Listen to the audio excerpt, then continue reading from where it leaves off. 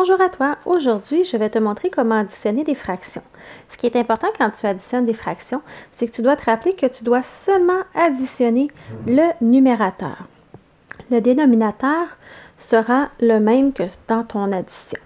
Alors, je vais faire plusieurs exemples avec toi et je vais te montrer quoi faire lorsque le dénominateur est pareil et quoi faire lorsque ce n'est pas le même dénominateur dans ton addition.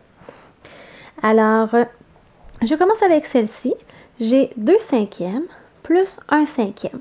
Je m'en vais tout de suite voir mon dénominateur. Alors, j'ai le dénominateur 5, le dénominateur 5. Il est donc pareil, je vais pouvoir procéder à mon addition. Ce que je fais, c'est que je vais tout de suite aller écrire dans ma réponse le dénominateur. Comme ça, je n'aurai pas le goût de faire 5 plus 5, 10.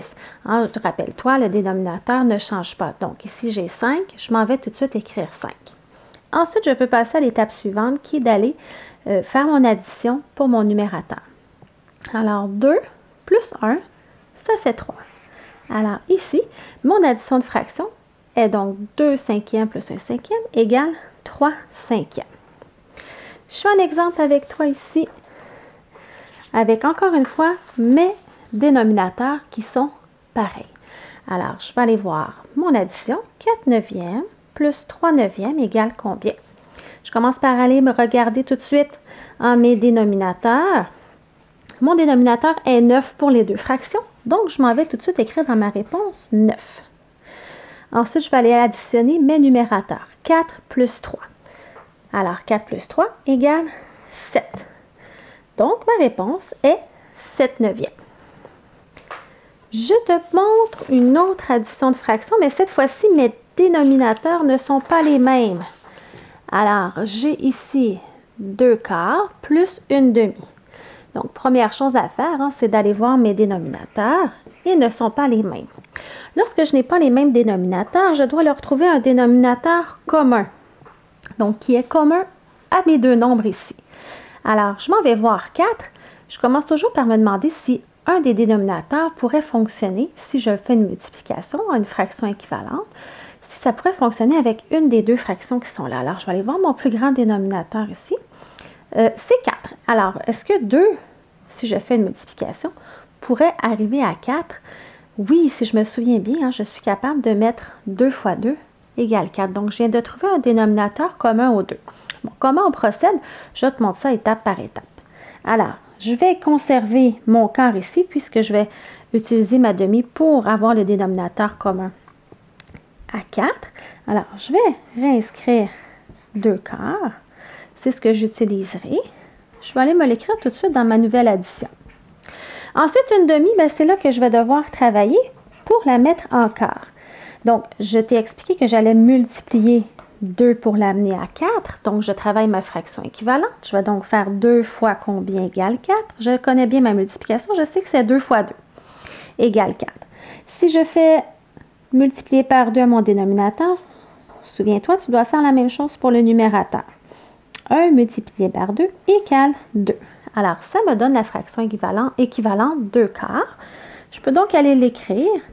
Et cette fois-ci, je suis rendue avec le même dénominateur. Je peux donc procéder à mon addition. Alors, mon dénominateur est de 4. Je m'en vais l'écrire tout de suite. Et je fais l'addition. 2 plus 2 égale 4. Alors, ma réponse est 4 quarts ou je pourrais aussi dire 1 entier. Alors, ce qui est important, c'est de bien travailler tes fractions équivalentes pour trouver le dénominateur commun à tes deux fractions. Si tu ne te souviens pas c'est quoi les fractions équivalentes, je te suggère d'aller voir ma capsule qui en parle.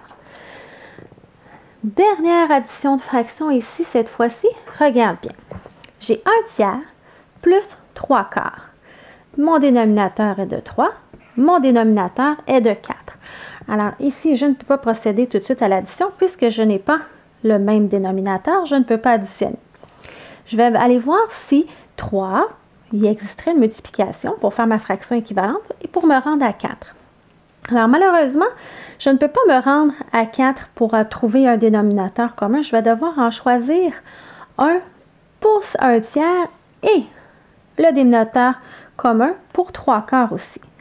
Alors si je réfléchis bien, je me souviens que 3 fois 4 égale 12 et que 4 fois 3 égale 12. Donc, je vais En utilisant mes multiplications, je suis capable de me dire quel dénominateur commun je peux leur trouver. Alors, je vais travailler ma fraction équivalente et je vais transformer mon 1/3 en 12e et je vais transformer mon 3/4 en 12e. Donc, je vais commencer par 1/3. Souviens-toi, je dois les transformer, trouver la fraction équivalente ayant le même dénominateur. Il faut que mes deux fractions aient un dénominateur commun. Alors, 3 fois 4 égale 12. Je m'en vais donc appliquer ma multiplication à mon numérateur aussi. 1 fois 4 égale 4. J'ai 4 douzièmes. Je vais aller voir ma deuxième fraction équivalente à travailler pour le 3/4. Alors, 3/4, je veux le mettre en douzième. Donc, 4 fois combien égale 12? Fois 3. Je m'en vais aussi au numérateur faire fois 3.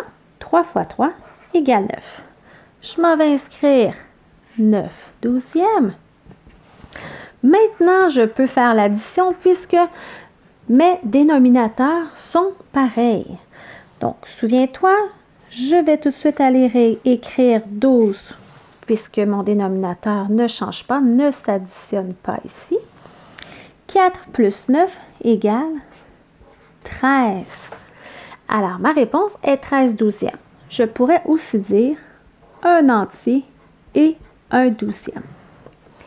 Alors, j'espère que ces petites stratégies t'aideront à bien réaliser tes additions et à travailler le dénominateur commun pour bien les additionner, tes fractions.